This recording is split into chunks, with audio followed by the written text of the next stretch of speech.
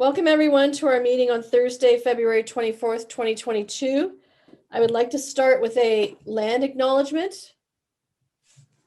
We would like to begin by acknowledging that we are in the Robinson-Huron Treaty Territory and that the land on which we are gathered is the traditional territory of the Anishinaabe, specifically the Garden River and Batchewana First Nations, as well as the Métis Nation of Ontario, and the area is historically known as Bawating. I must apologize, I do have a cough. Sorry about that. There we go. Sorry. So I'd like to call the meeting to order. It is 1:07. I'm going to cough one more time. Okay, and we are very happy to be swearing in our new member of the board, which is Matthew Shoemaker and Sarah.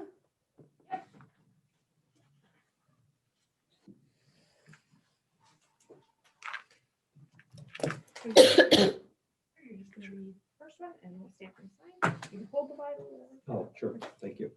I, Matthew Shoemaker, solemnly swear that I will be loyal to Her Majesty the Queen of Canada and that I will uphold the Constitution of Canada and that I will, to the best of my ability, discharge my duties as a member of the Sault Ste. Marie Police Service Board faithfully, impartially, and according to the Police Services Act, any other act, and any regulation, rule, or bylaw, so help me God.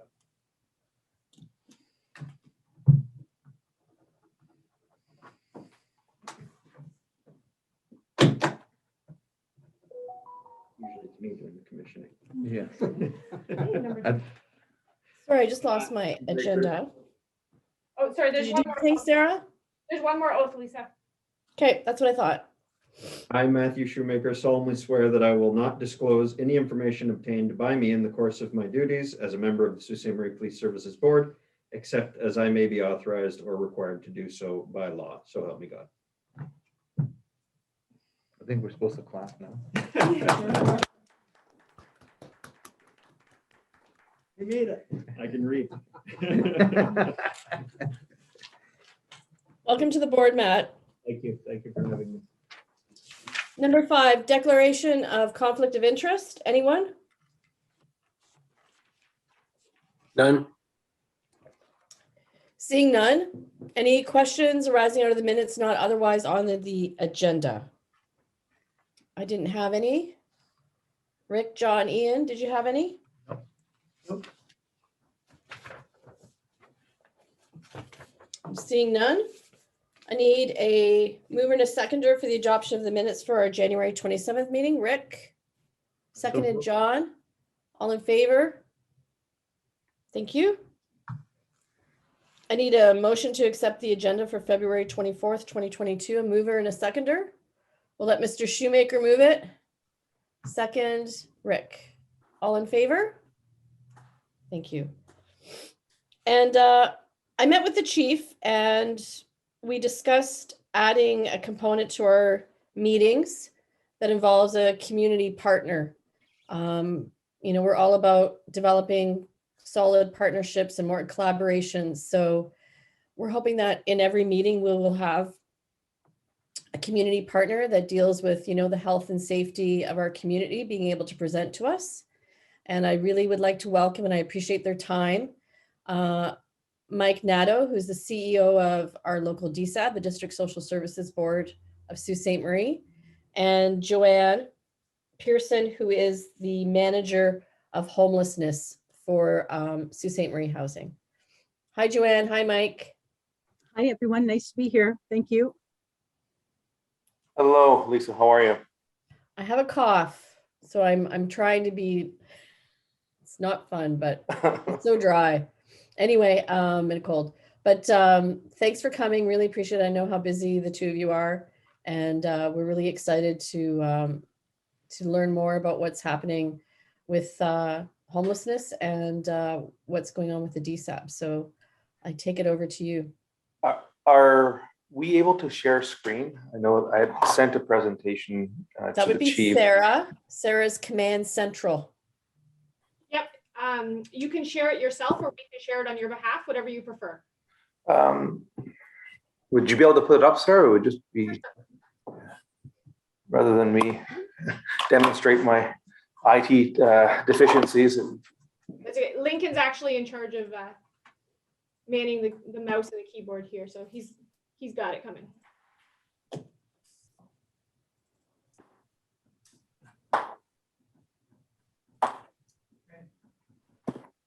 Okay, well, first off to the board, thank you very, very much to the board and chief and the administration on allowing us to come and present on the state of homelessness in Sault Ste. Marie. As everyone, I'm certain is well aware, we have been experiencing a homelessness, mental health addictions crisis locally for the better part of the pandemic. So the opportunity just to come and highlight some of the things that we've been working on, and also just some of the forecasts that we see coming, especially to the Police Services Board, is really, really welcome news.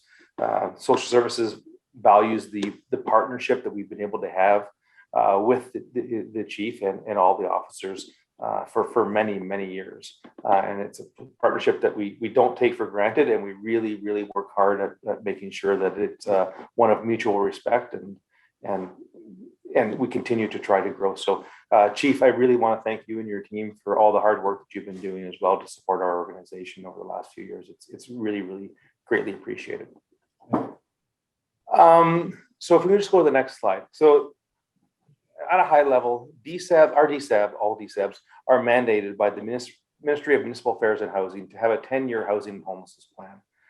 This started in 2014. We developed our first plan, and then we updated it in 2019. Our plan includes the use of shelters, outreach workers, and a housing stability bank. Our shelters are open 24/7, and our current system consists of 14 beds at Pauline's Place, and Pauline's Place serves women, youth, families, and accessible guests. There are also 9 beds for men at Vincent Place. However, St. Vincent Place is exiting the shelter business effective April 1st, 2022. So I won't speak on behalf of the board, but they're making a strategic move and going to be getting into more room and board and transition housing and leaving the shelter business. We also use hotels and motels when required. When someone enters the shelter, they're assessed using a triage approach, and the most acute people are eligible to be placed in our chronic housing wait list, and they receive higher intensity supports. Other people who are not eligible for our chronic housing wait list are assisted to find housing accommodation and offer lighter supports. We also have a housing prevention team, and that consists of various agencies and community partners. And there are 25 people approximately that work together, and we meet 2 times a week. Joanne leads that team, and it's really to try to provide a holistic approach and conversation around how do we assist individuals in their hopefully their exit from homelessness. What supports can we offer? How can we help people find adequate accommodation, et cetera? Over the last few years, we've made some significant enhancements to our local system. So recently we purchased the Steelton Center from the City of Sault Ste. Marie for $1, and we renovated that space to operate as a new home for Pauline's Place. That came online in 2020. So at that facility right now, we have Pauline's Place that offers the 14 beds. There's also an overflow facility in the space just adjacent to the shelter, where if our shelters are full or because of COVID, we have to use isolation techniques, we'll open up that space to accommodate the community as well. We also purchased the former Sacred Heart School to operate as a shelter, transition house, transition rooms, and the former NRC. And I know this board is very, very familiar with the former neighborhood resource model. And we're excited that we've been having conversations with the chief about continuing that relationship and to try to have some type of integrated service approach from all community agencies once that facility opens up. We've also increased shelter wages to a minimum of $20 per hour last year. We started to do an assessment, and we noticed that our shelters were quite honestly, they were underfunded. And some of the recruitment efforts and the talent attraction efforts made by the shelter just wasn't getting the quality of people that we needed to be able to do this difficult work. So we made a commitment as a board to increase the minimum wage of a shelter worker to $20 per hour. And that has provided a significant financial boost to the shelters, as well as allowed them to make sure that they're offering a competitive wage. We also were instrumental in implementing the community wellness bus as part of our homelessness and prevention strategy. That's a partnership between Sioux Hospital, ourselves, a group health center, Algoma Family Services, and CMHA, and the Police Services Board was also part of those initial discussions and supports it ad hoc and whenever required. We also opened a COVID isolation shelter in 2021, which it's coming to an end, and we are trying to have conversations with that funder to make sure that that facility is continued for another fiscal year. So conversations and discussions are ongoing, and we're hoping to be able to have something to report to our board before the end of the fiscal. We also leased and renovated the former Verde Hall to operate as a temporary low barrier shelter. And this facility, initially, we were trying to plan for 14 to 18 beds. It has, in partnership with our fire services, it is licensed to accommodate up to 40 beds. So almost every night we have between 35 and 40 individuals staying at the former Verde shelter in our low barrier shelter system. And when we say low barrier shelter, what we're really saying is there are only the minimal amount of rules implemented to ensure that the facility is safe. So, we have strict rules around aggressive behavior and threats towards our team members, as well as property damage. We have to make sure that the critical infrastructure is protected, i.e. washrooms and the water, et cetera. We won't tolerate violence towards other guests, and so we have had to ban a couple people from shelter, unfortunately.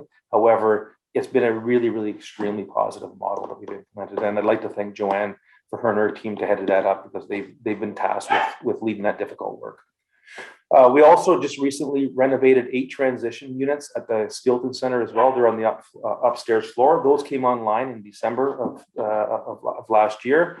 So we have women who are staying at Pauline's place before they become eligible for an independent or their own apartment, because they may need some additional supports or some help, or quite simply because there's no supply out there. So they will graduate into the transition units and then into more of an independent living situation. And we just issued a tender on February the 14th to renovate the former Sacred Heart School. It will operate with a minimum of 14 shelter beds, and we are planning to have up to 40 transition units located within that facility. When we started, we told our board that we could get a minimum of 20, and we've been working with our architect, and the final drawing is accommodated up to 20 or up to 40 transition units, which is of desperate need and supply. We also recently completed our 2021 point in time count, and Joanne's team led that initiative as well. We're mandated by the province to conduct periodic homelessness counts, and it happens all across Ontario at a biannual basis. So we completed our account on October 25th, 2021. And last year, we expanded the scope to include the hidden homeless. Before, we were counting people that were staying in shelter or in the remand center or in hospital or attached to some institution.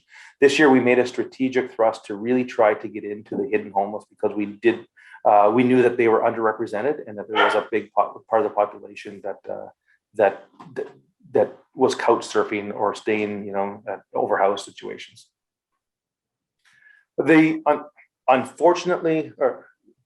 Fortunately, the strategy worked. We found more people, but it's an unfortunate reality. So we went from, in 2018, we identified 93 individuals that were homeless. Last year, there was 244 individuals through our point in time count, which is a significant increase in numbers.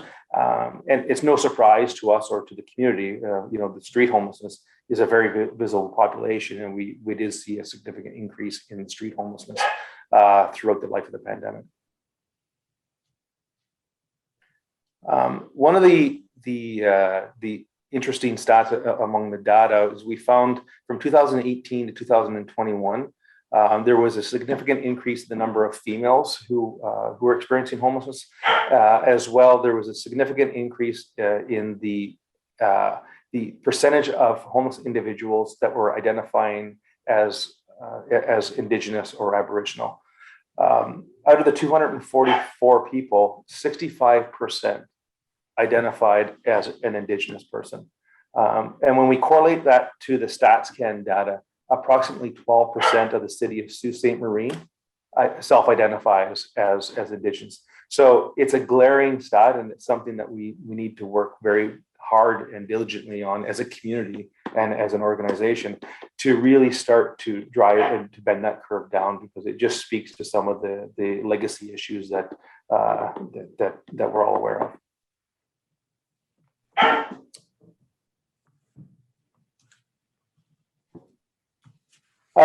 We didn't run the number yet because we're still, I didn't want to put the annual numbers of the shelter use in because we haven't reported that to our board yet. So I'm using a number that we had presented in the end of October. I hope it's okay, but I really like to make sure I'm presenting the information first to our board and then to the general public. But this stat was staggering to us as well. In 2020, Pauline's Place had just over 2,000 guest nights for the year. In 2021, during the first 10 months of the year, that number was up to 3,338. A significant increase. The Vincent Place and the Overflow Shelter as well, there was 2,852 guest nights in 2020. As of 2021, there was over 4,000. One of the other things that's going to drive this stat up for 2021, and the trend will continue into 2022, Vincent Place only had 9 shelter beds online throughout the pandemic. The Verde is operating at up to 40, and it's almost completely full each night. So we do know that the shelter usage is experiencing a significant increase. Of other interest note on shelter usage and the point in time count, I was just part of an MPI discussion, and it's a draft report, and we're hoping that they'll make it public very soon. But when they studied the point in time numbers across Ontario, because we all do this collectively as service managers, Sault Ste. Marie has as a percentage of population on the point in time count only, as per MPI, it's a draft report, but they reported a higher percentage of population on homeless individuals, higher than Toronto, higher than Ottawa, higher than Hamilton. So the thing that we are seeing is starting to be quantified, that when we look at a percentage of population, Sault Ste. Marie is overrepresented and has a very, very significant issue based on this MPI report. Supportive housing, the need for additional supportive housing is urgent. And we've advised our board of this, we've advised City Council. Currently, we only have 10 24/7 supportive housing units for the community. We also have an additional 13 units that provide semi-supports for 8 hours per day.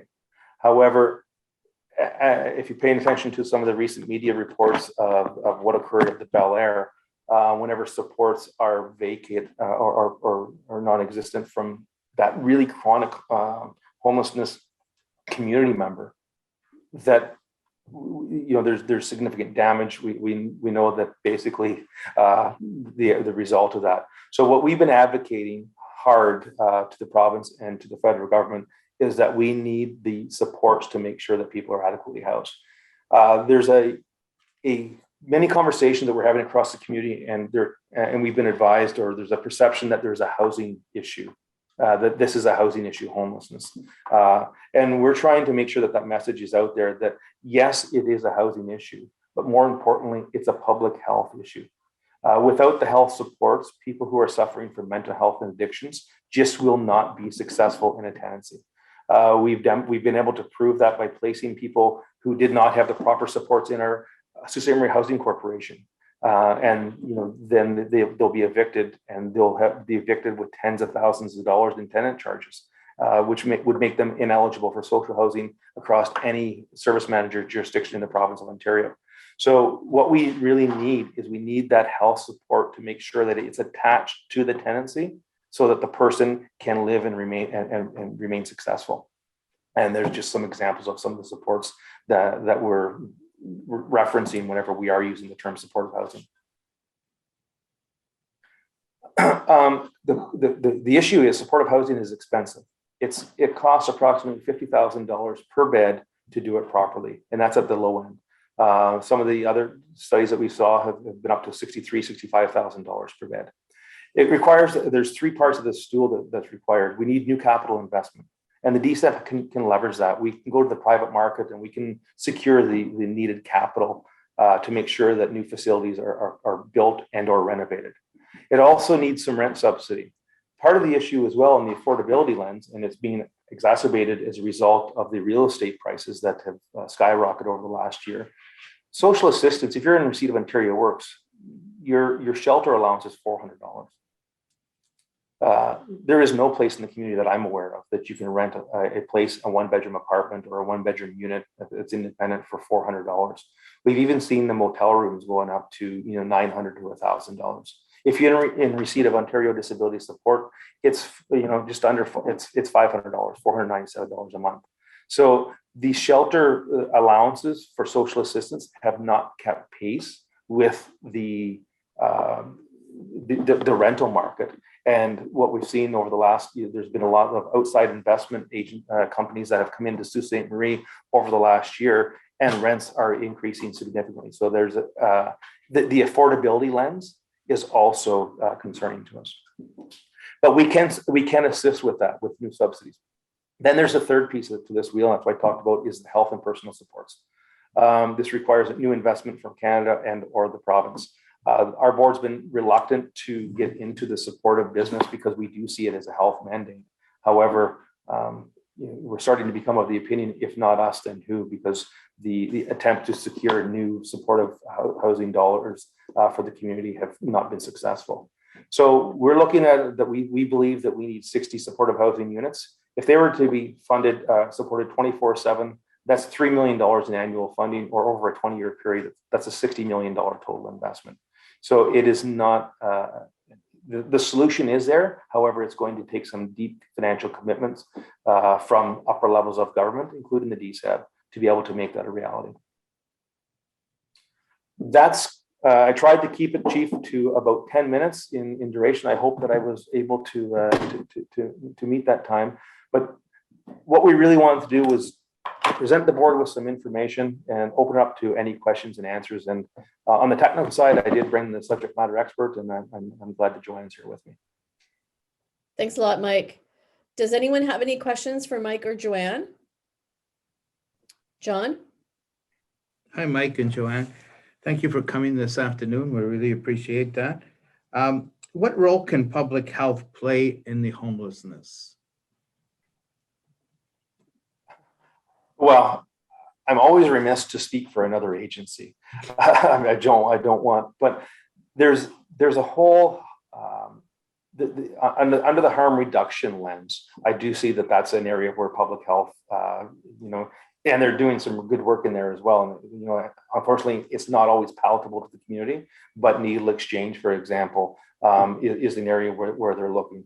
So the public health lens is basically to try to monitor the population, and is my understanding, and make sure it's healthy, and provide those recommendations on the primary care or any of the emergent care that would also facilitate proper health across the community. So I don't want to speak to public health on where I think that they should lie. I would kind of encourage the board to have that discussion, but just out of respect for them. But I do think that there is a strong public health mandate because people are sick. People are really, really sick in the community. Thank you for that. Appreciate that. Anyone else? I can't see everyone's hands. So Matt, did you have anything to add? No, I wrote some questions down, but Mike answered them throughout his presentation. So thanks, Mike. Okay. The other thing, on the public, we don't have it right now, and we're getting it, but there needs to be treatment options as well that are real and that are readily available for people. There's also conversations, and if you read the MPI report, or if you read that the Mental Health Act needs to go further, because it's often difficult to disassociate whether someone needs help because they have an addiction or it's a mental health. And oftentimes from our mental health partners is it's a dual diagnosis that occurs. So sometimes it's the legislation that's also, it's my understanding, I've been told that's creating a barrier for people accessing some of the emergent help that they need. Yeah, and just to add, Mike and Joanne, the whole idea of the supportive housing is that eventually then those people would go on to independent housing, correct? In a perfect world, yes. Yeah. Yeah. No, I understand. I The understand. acuity level because of the opioid crisis. Yeah, And our social services, our jobs to believe in everybody. But that would be for some of the people that we're serving, that's going to be a long journey. So we believe people can get there, but it's not a quick step. right. They're in a bad shape. In our experience at 345 St. George's Avenue, certainly there has been very little turnover, but you're absolutely right, Lisa. That is the intent, that people acquire the skills and then move into community. But unfortunately, that just hasn't happened. Yeah. Yeah. Well, thank you so much, Joanne and Mike. Really appreciate it on behalf of the board. This is a good learning experience for all of us. I'm lucky that I do get to talk with both of you pretty often, Yeah. but really appreciate you coming. Thanks so much. Does anyone have anything further, or we can let them go? Well, All right. Thank you very much. And it's Okay, a pleasure. thanks, everyone. It was a pleasure to present at your first board meeting, Councillor Shoemaker. Yes, thank you. Thank you. Thanks again, everyone. Thanks, Mike. Thanks, Joanne. Bye now. Appreciate it. Thank you so much. So next we will move on to item 10 with our record setting drug seizure, which was on January 29th, over $400,000. And who's going to be presenting? So we're Dave? gonna have, Detective Sergeant Dave Squigna Great. is going to do an overall presentation. And this sort of came up, Madam Chair, as a result of one of the board members asking us, how much does this take off the street in total? What impact does this have on the total drug population? And so we'll probably speak at a high level. We don't want to speak about operational issues necessarily, but we No. want to speak at a high level. And I thought it was important for the people like Detective Sergeant Squigna and Deputy McLaughlin to have a presentation just to show what we're doing out there. I know the previous chair had asked me many times, the community needs to hear what we're doing here. And I know our media representatives on the call are very good at getting that out. James and Brian specifically, but I thought it was a good opportunity. So I'll pass it over to Detective Sergeant Squigna. Thanks, Chief. Certainly. My name's Detective Sergeant Dave Squigna, so I'm in charge of our crime suppression unit and our drug enforcement unit. And with the support of the chief and the deputy, we investigate drug offenses, trafficking throughout the city. With basically are focusing on supply into the city and traffickers. So in January, specifically January 29th, we've done the warrant, but in January we entered into an investigation in regards to drug trafficking within the city of Sault Ste. Marie. We were able to work the information that we received and ultimately believe that evidence of drug trafficking would be found at a residence in the 200 block of Bainbridge Street. Based on the evidence and the information that we collected during the investigation, we applied for a search warrant for that residence, believing the evidence would be there. We executed that search warrant on the 29th of January, and were successful in our search for that evidence. Ultimately, the search resulted in, you can see on the screen, 975 grams of cocaine. To put that into perspective, it's a brick of cocaine. It's almost a kilogram of cocaine. We'll show some pictures here shortly. Almost 2 kilograms of crystal methamphetamine and almost half a kilogram of fentanyl, which was quite large amounts locally in Sault Ste. Marie. So we estimate the street value. Again, street values change depending on what community you're in throughout the province. Those get updated and changed based on the information we have. locally here in Sault Ste. Marie, we estimated that street value, and that's the traffickers selling the drugs that we seized to the street level would be $466,300 worth of product. The pictures you see in front of you, you can see the brick of cocaine on the left picture. It was wrapped in tin foil and vacuum sealed. And we continue in behind it, you see a large Glad bag, there's a Ziploc bag filled with crystal methamphetamine. And then the picture to the right, the small bags are portioned crystal methamphetamine with the white powder and the white crystal substance. And then you can see some colored product to the left, and at the back, some more bags with colored product, and that would all be the fentanyl that we seized as a result of the drug warrant. So as you can appreciate, the case is still before the courts. So we're going to see what happens as the prosecution and the court matter continues. And we continue to get information on other street level crime and drug trafficking. We continue to work it as best we can, and hopefully we can make more seizures like that as we moving forward.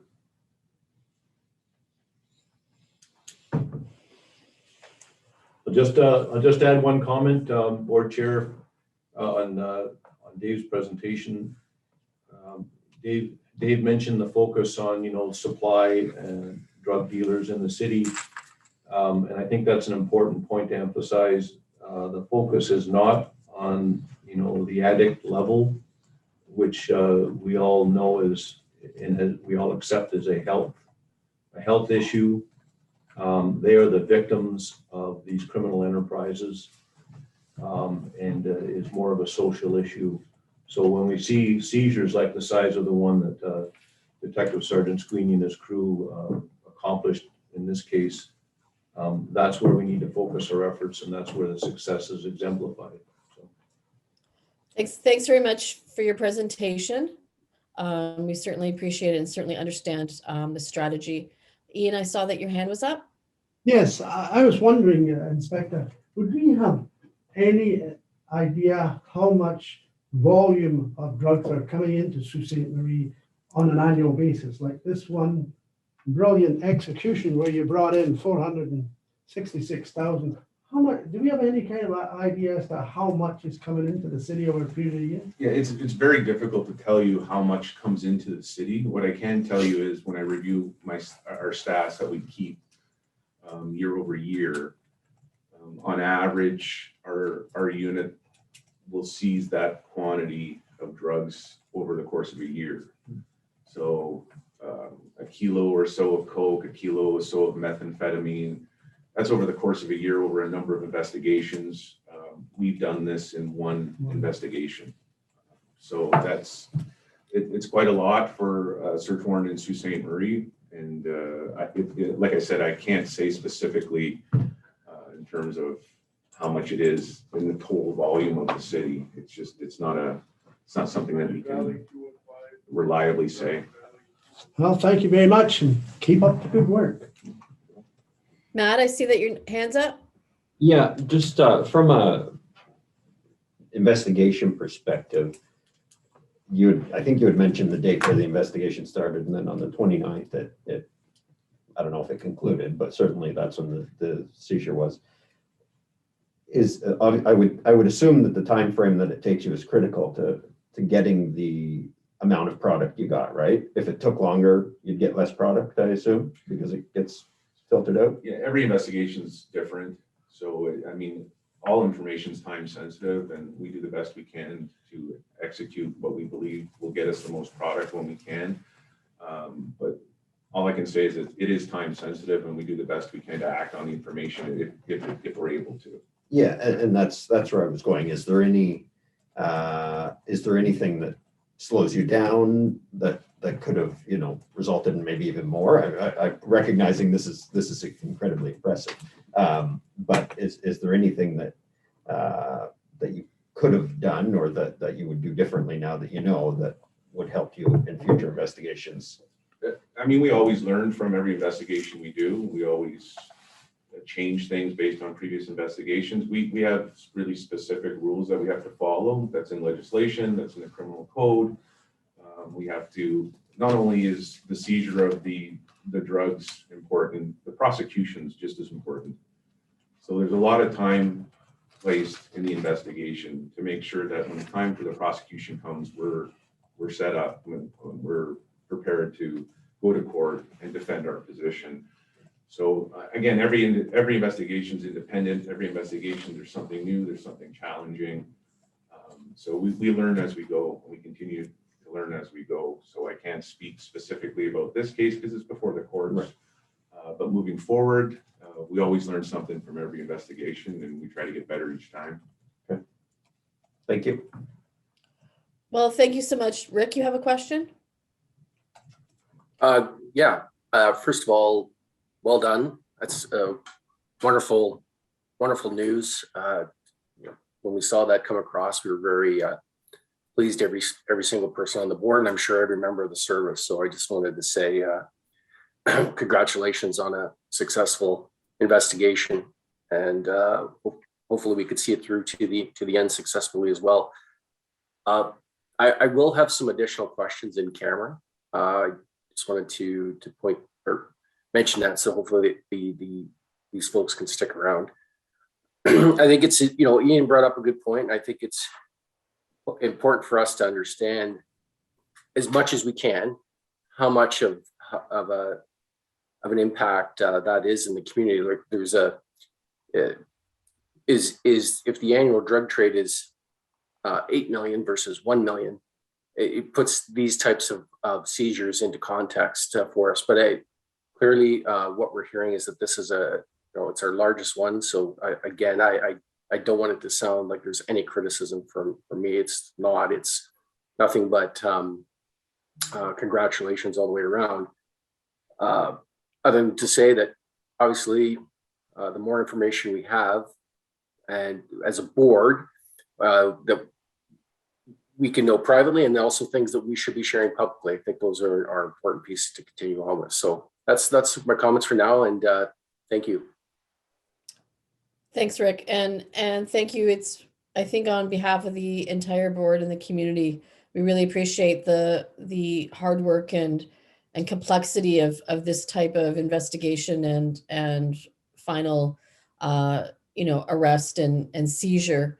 And Deputy Chief, thank you very much about the comments that it's really the suppliers that is the focus, and not the folks that we are trying to help, as the presentation by Joan and Mike presented to us. So thanks very much on behalf of all of us. Really appreciate what you do, and we really want to hear from all of the officers at some point. I think it's really important to create that connection with what we do here and what all of you are doing to make our community safe. So thanks so much. Thank you. Okay, so you get to work some more. So now we're going to move on to committee selection. It's not just sitting on the board. So number 11, first one is Finance and Budget Committee. And do I have any people that are willing to stand on the Finance and Budget Committee? Typically, we try to have 3 members on a committee. I'll put my name forward for that, Lisa. Oh, Matt? Yeah. Okay, and I will as well. Do I have anyone else for Finance or Budget? Lisa, is there any limit to? Well, I think the whole philosophy is that, there's 5 of us. So obviously you're not going to have 5 on a committee, because then that just becomes a board meeting. Right. No. And you don't necessarily want an even number, because then if the vote is split, then that puts you into a little bit of a situation. So I think 3 seems to be a good number per committee if we can. And Sarah and I went through the bylaws, and there really isn't anything specific. But I think it just makes practical sense that you should have an odd number, and obviously not the entirety of the board, because then it just becomes a board meeting.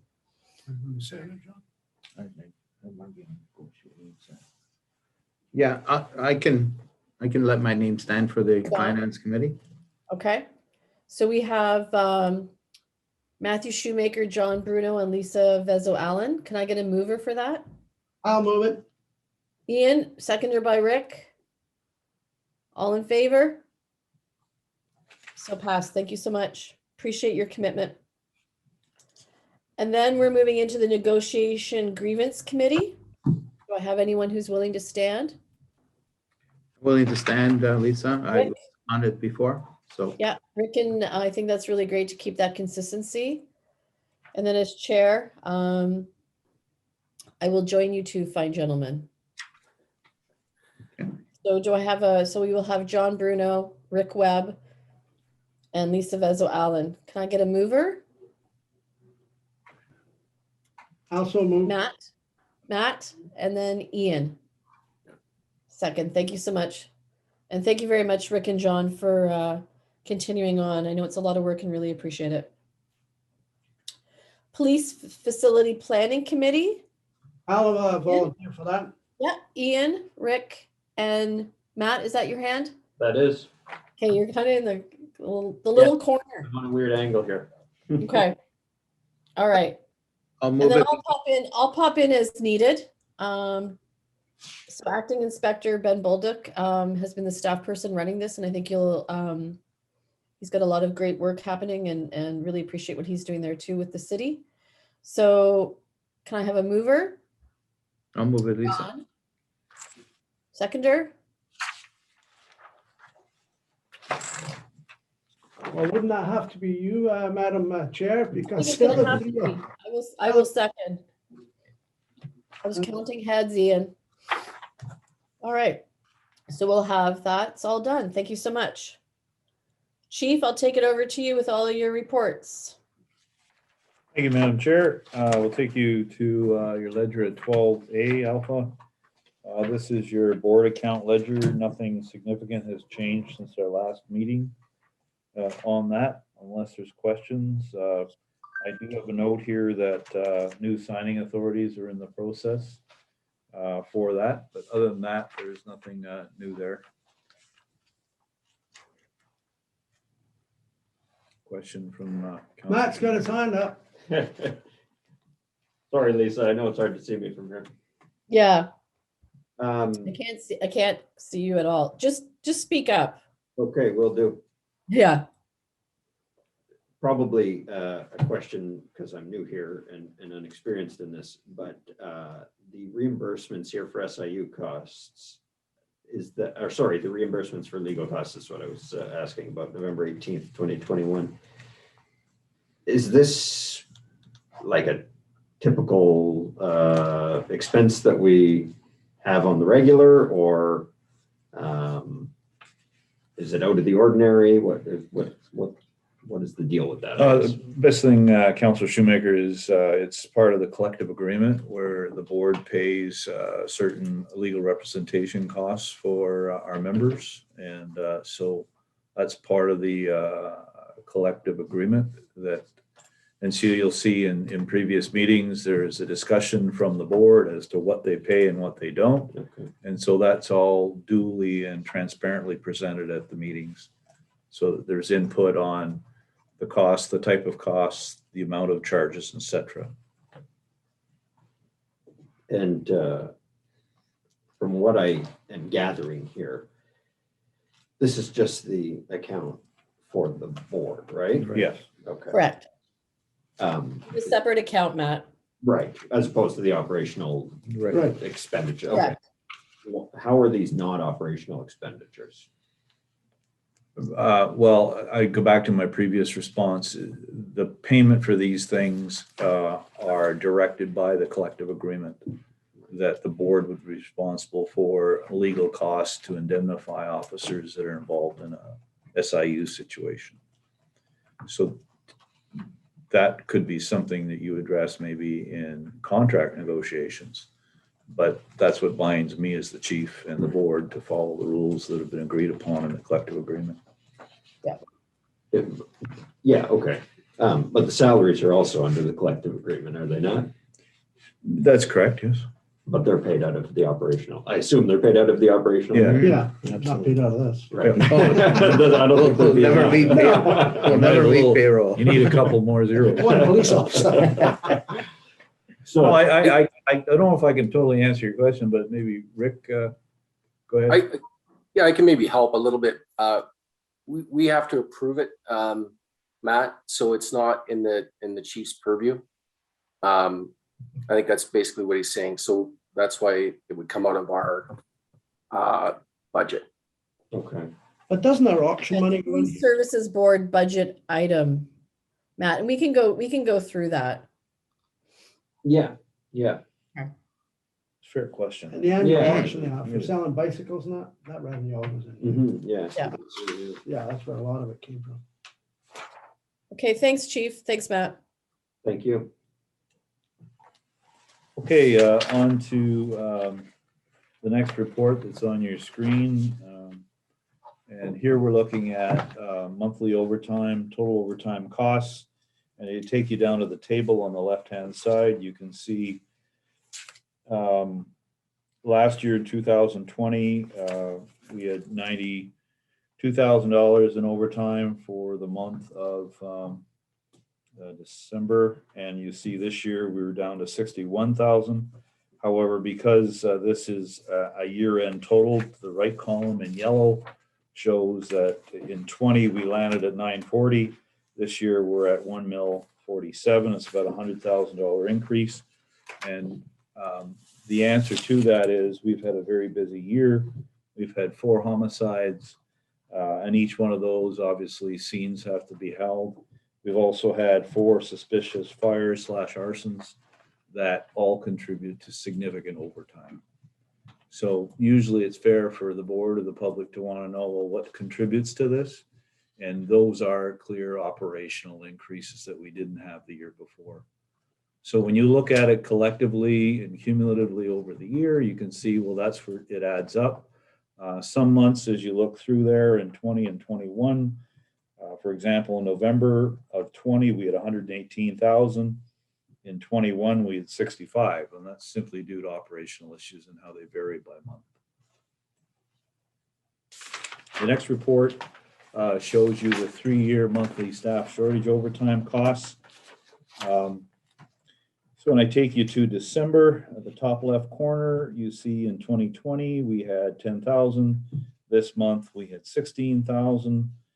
So we're up about 5,000 or 6,000, and staff shortage overtime can be anything related to sickness. It can be related to the fact that they're taking their annual leave around Christmas, and therefore you have to pull people in on overtime. The good news story is if you look at the right side of your diagonals, you see in 18-19, we were up much significantly more than the last 2 years in staff shortage overtime.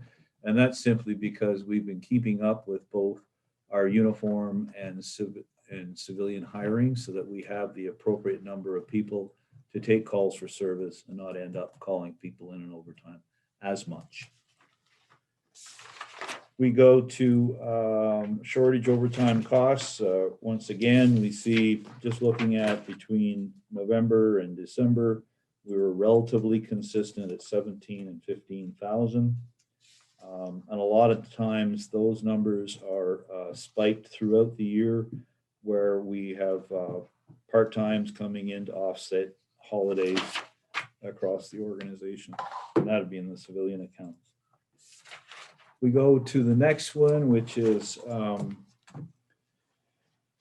overtime costs for January of the first year. And we're doing the 2 months this year. We see in January of 21, we were 108, and in 22, we're 98. So we're down about 10,000 there.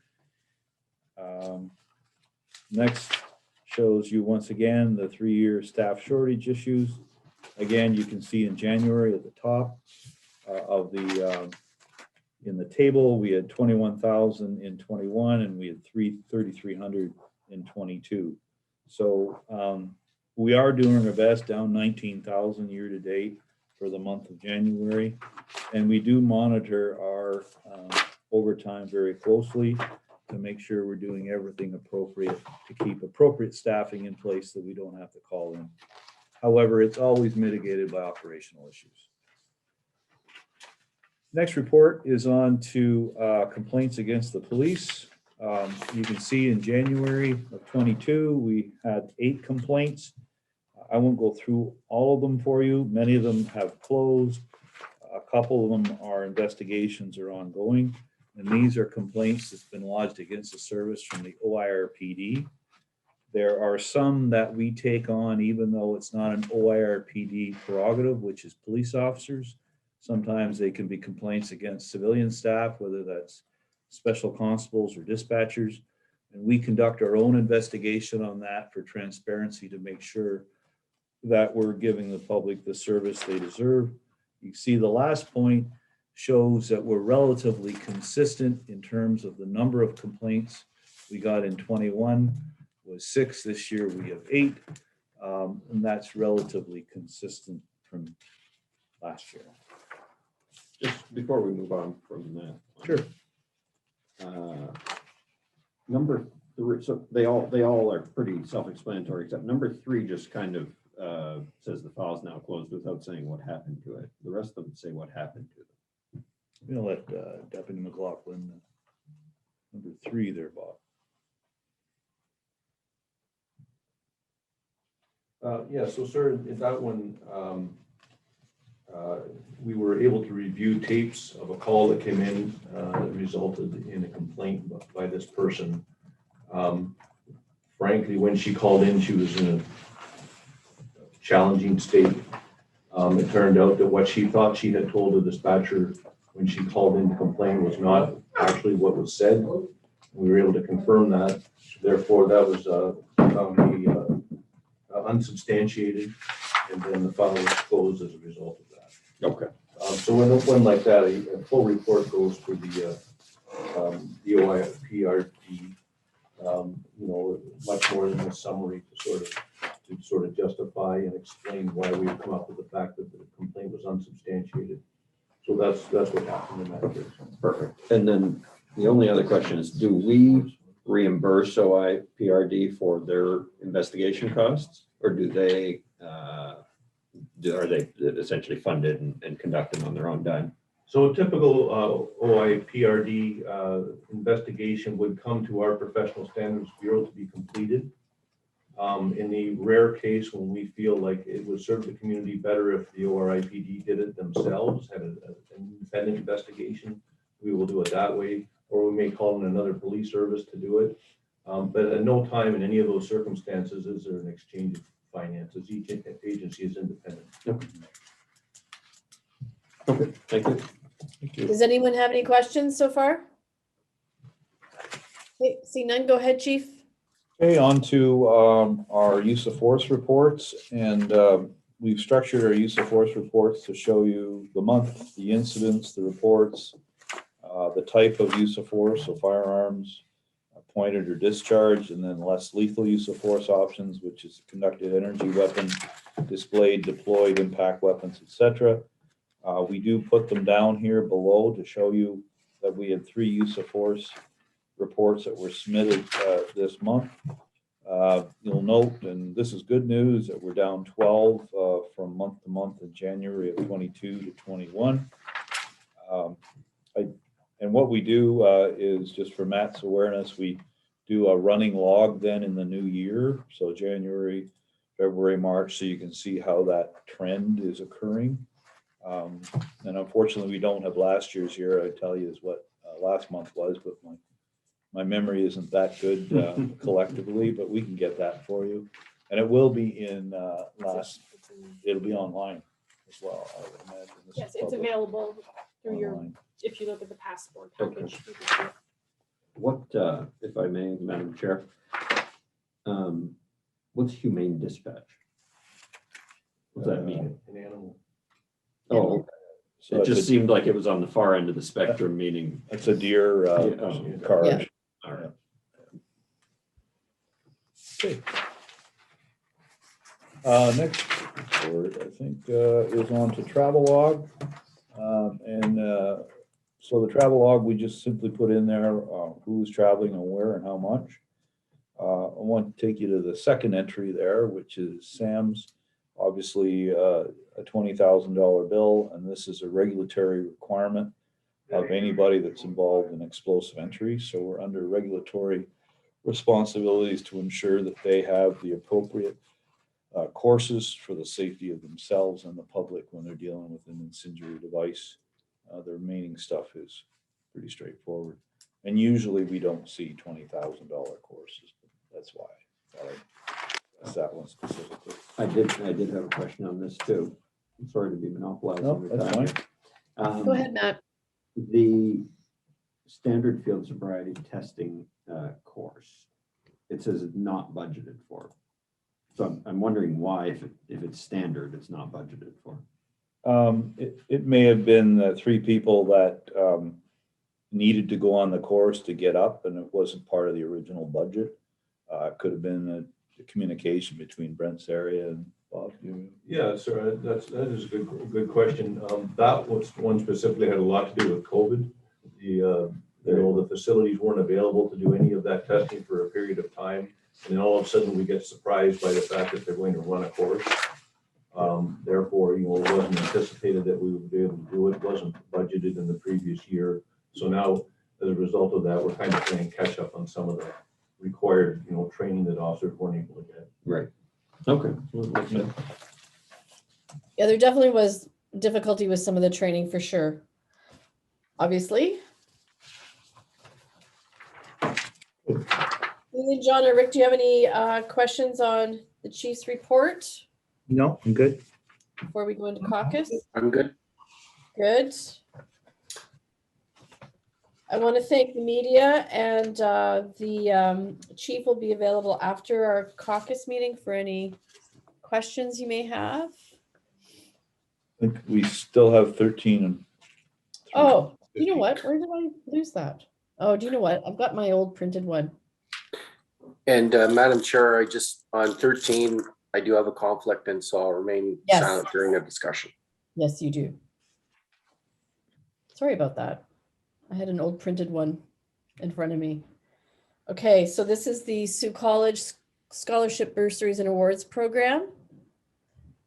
And I believe, is it 3 at $500, Chief? Yes, so each year, historically, we've given 1,500, 5 apiece for the awards. So, and we do have a process in place for designating who gets a bursary or not that the board has approved already. So we follow that pretty well to the letter of the law each year.